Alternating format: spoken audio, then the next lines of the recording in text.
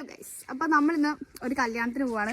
പക്ഷെ കല്യാണത്തിന് എന്നെ വിളിച്ചിട്ടില്ല, ഇവളെ മാത്രമേ വിളിച്ചിട്ടുള്ളൂ. ഇവളെ വിളിച്ചാൽ എന്നെ വിളിച്ച പോലെയല്ലേ?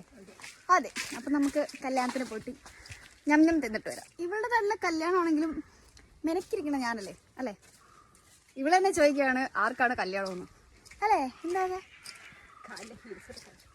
അതെ, വേണ്ട ജാതിക്കമ്മ എൻ്റെ തല തട്ടും. വീഡിയോ എടുക്കുന്നോണ്ട് ഒളിച്ചു